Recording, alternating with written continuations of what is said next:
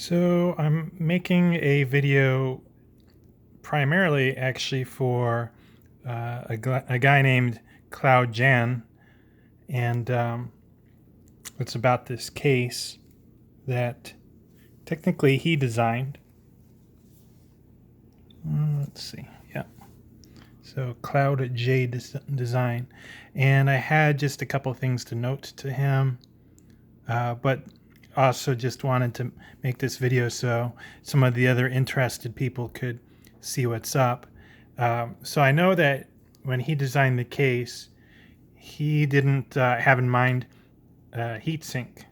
So I've actually done a small modification to allow adding the heatsink.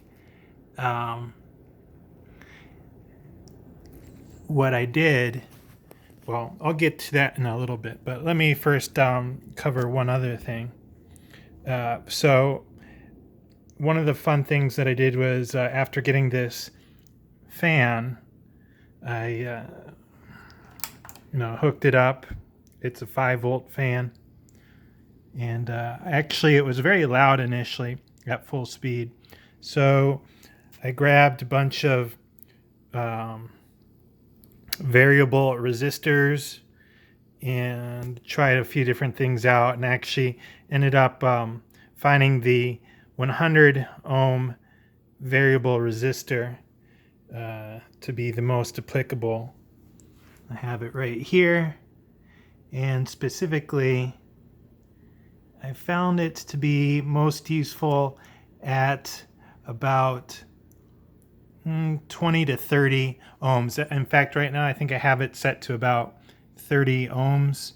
At 40 ohms, it's almost dead, like super slow.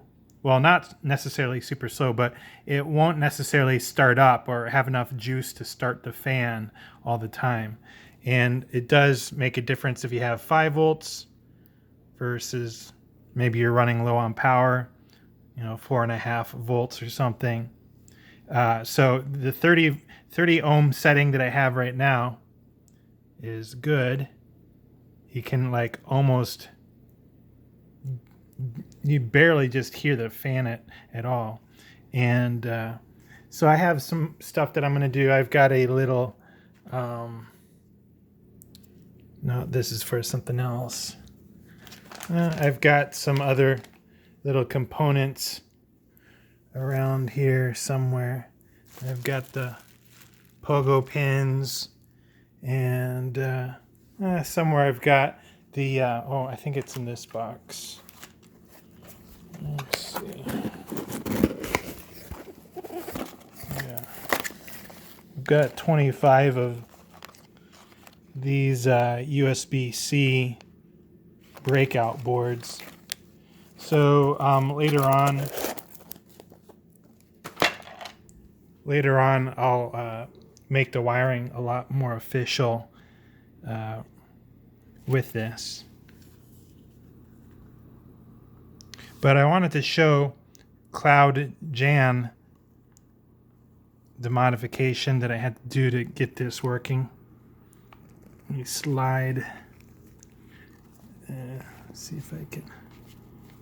Oh yeah, so since I have the fan and the heatsink in there, you can't really do much, so I'm gonna turn this off, and then I'm gonna disassemble this real quick. So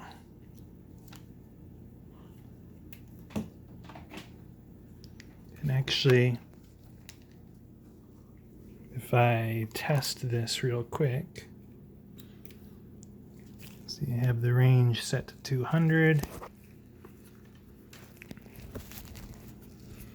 Let's see.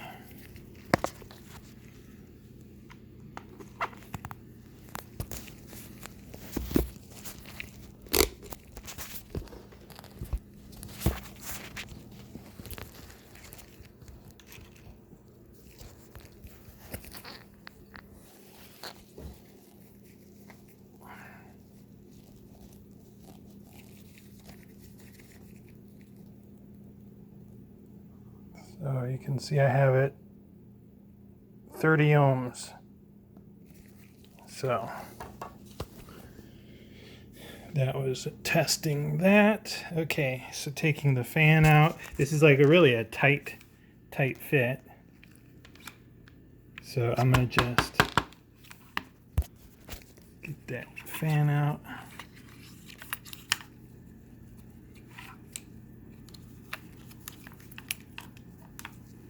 And see, the heatsink sits in there, but I had to do a modification to get the heatsink to sit like that. Specifically, what I'm suggesting that Cloud Jan do is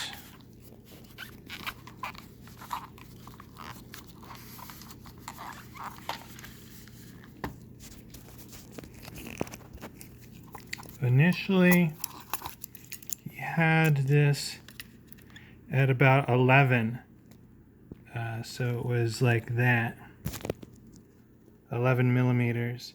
But and it was 11 millimeters on both sides like that.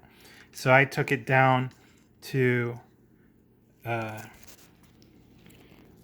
10. I recommend he take it down to 10 millimeters on both sides, because this is a pretty standard heatsink, and it's about almost 60 millimeters. And so the best way to get that to fit is just, I shaved both sides off using Dremel and sandpaper. A lot of times I'll use a CNC machine, but this is pretty easy to work with. So this wasn't able to make contact with the phone before. So I suggest he just change these dimensions just a tiny bit so people can use a heatsink. I know some people are not using a heatsink, but I'm worried about how well this is going to cool in hot climates. But aside from that, if you do use a heatsink, you can get the fan to spin a lot slower and still make this be an effective solution. So that's about it. Hopefully he can make the modification. He wasn't wanting to share the source file or anything like that. Worst case, I can kind of whip up my own version of the case. And then obviously at that point, I'll have my own source. So that's about it. Thanks.